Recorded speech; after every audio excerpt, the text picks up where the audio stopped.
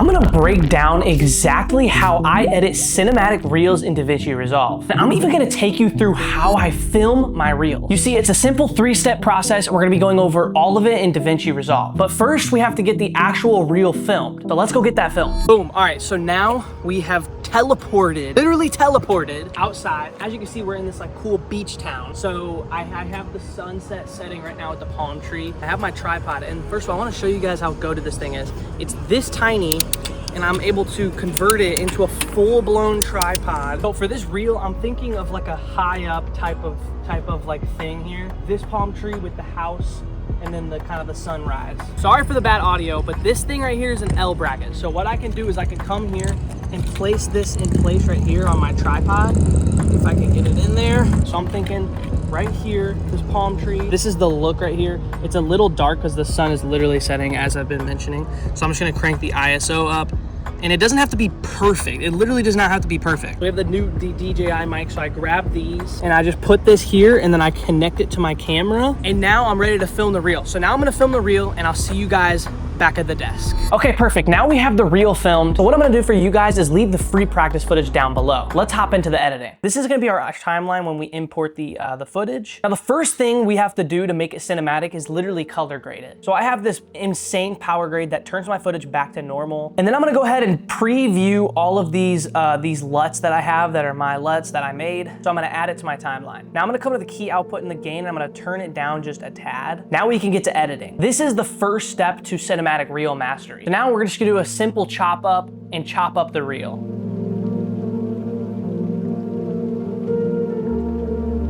Okay, perfect. Now we have our footage cut up and we have our footage looking super cinematic. Which, by the way, guys, I'm feeling generous today. I'm gonna leave you guys one of my LUTs down below for free out of my signature 6-pack. That way you can really follow along with what I'm doing. Now in here in DaVinci Resolve, one of the first steps to get premium cinematic type of reels is to make sure you have some sort of presets involved into your workflow. Now I'm not saying go ahead and buy mine, which you can buy mine. You can buy my whole entire workflow. It's gonna be easier to install presets inside of your workflow to make your timeline and your editing process go 10 times faster. So I've gone ahead and I've made 250 plus preset text animations, and I'm gonna use these, but I'm gonna still show you guys how you can make your own. So we're gonna grab a text plus and I'm gonna grab the text plus design, and we're just gonna make a small, simple little hook. So I'm gonna use the font Apple Garbin. We're gonna go bold italic, and as you can see, the white is not clashing. So I'm gonna go ahead and change this font to black. So my hook is gonna read out to say editing cinematic reels in 2025. So we're gonna first start off with the workflow and the process of my first thing being editing. So I have this vision of the editing, animating up, and then cinematic animates right, and then reels animates left. So we're gonna do that exactly just that. So I'm gonna come in here, I'm gonna go to the Fusion page. We're gonna go to the template, we're gonna hit shift space for a transform node, and we're going to swipe down on that process. On the Y and center, we're gonna hit a keyframe and go approximately 20-ish 5 frames forward, and then just go back up to 0.5.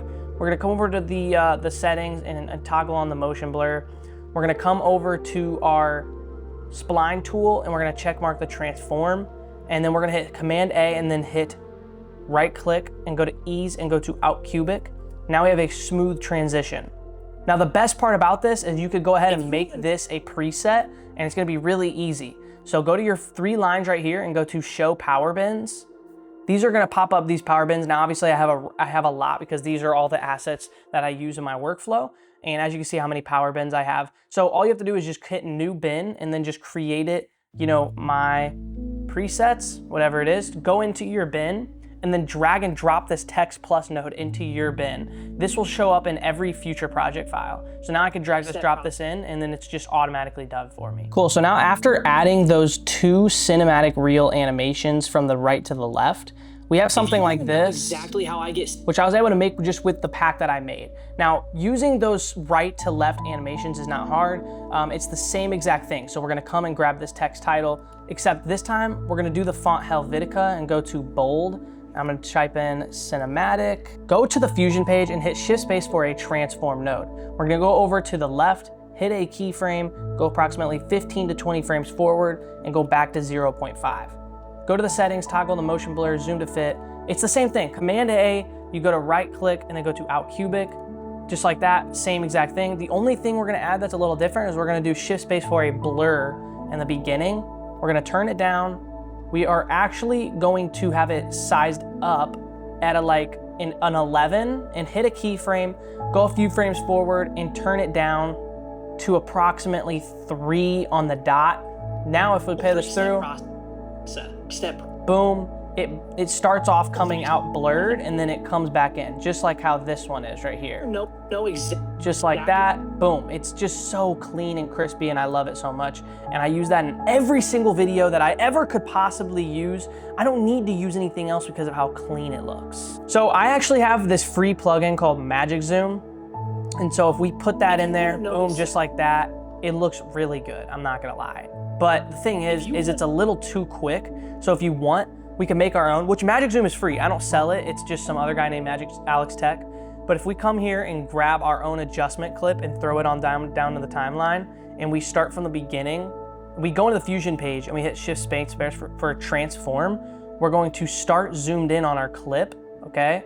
And all we gotta do is hit a keyframe, and then it's gonna punch out really quick, so to about right here. We're gonna go out just a little bit, not all the way, because we still want it to now, for the rest of the video, for the one to go back out and finish. So then it would look like this. Exactly how I get cinematic real. And then it would go slow. So zoom to fit on this one, we're gonna highlight these, and we are actually gonna do 2 things. So we could try the easing and then the out cubic. If you wanna know exactly so it's like really fast, so it goes like that. If you wanna know exactly. Or we could just hit smooth on this and then just smooth this animation out. If you wanna know exactly. But that's a little too smooth, so let's try just bringing it down like that maybe. If you wanna know exactly. And then for this one, we would also smooth it out just like that, so. If you wanna know exactly how I get cinematic. But I don't know if I'm feeling that. I think we should go back to the original one where it comes back to 0, and then we go forward to frame 40, go back to 1. We're gonna zoom to fit on this. We're just going to do the out cubic. I think it's just the best. If you wanna know exactly. I think it's the best thing for us to do, to be honest. So just like this. If you wanna know exactly how I get. Now another thing you could do is just use that original zoom out animation that we were doing, and then you can go ahead and highlight all of these together and create it as a compound clip, and then just hit on dynamic zoom. If you wanna know exactly how I get. And then it's gonna just automatically zoom out. You're watching right now. Just like that.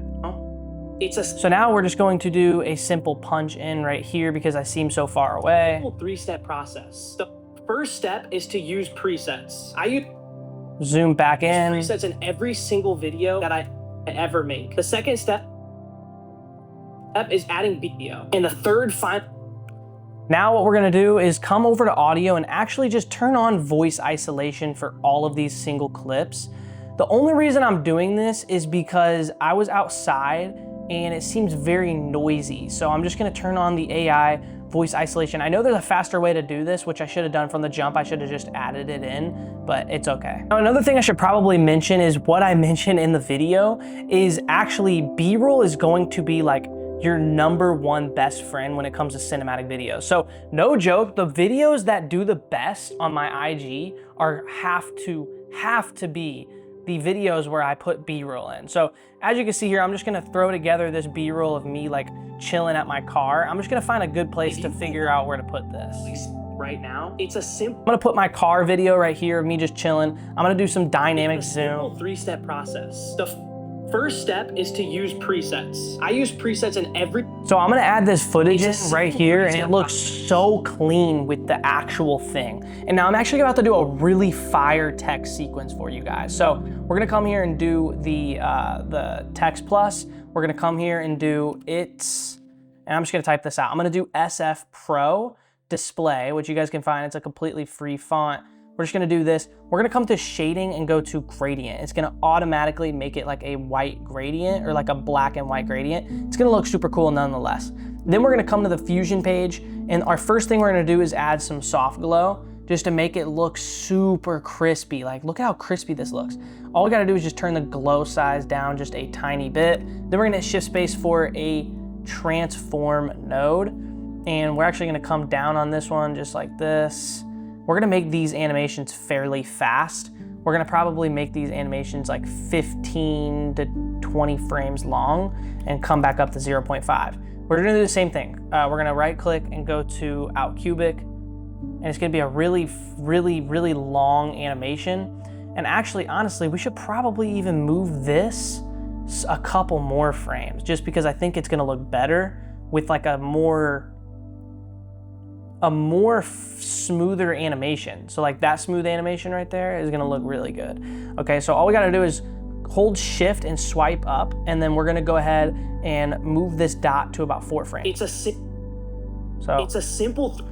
So I'm not gonna lie, it's looking a little too glowy. So we're gonna have to come down here and actually turn down the glow size, just because we want it looking more black than white, preferably. So and then we're gonna copy this exact animation, and then we're going to do, it's gonna be called a text stack. Did a text stack, and it just really just comes up like all of this, and it looks super clean. That's what we were able to do. So this text stack is actually in my MotionText Pro pack, which is arguably one of my #1 bestsellers. So it's in this timeline right here. So technically all we gotta do is come here and just copy this, which I just showed you guys how to do this, but if you want an easier way out, copy this, paste it into your timeline, and then we could just say, screw this sequence, let's use this sequence that's already made for me. So if we look at this, this is what we were able to create. So it's a simple 3-step process, just like that. Pair that up with my footage, it's a simple 3-step process. Now, honestly, we might wanna come to shading and just make them like more dark. Like we really want them to all look like this realistically. We're gonna come up to timeline and go to AI tools and go to create subtitles from audio. And we're gonna go ahead and hit 10 on that characters per line.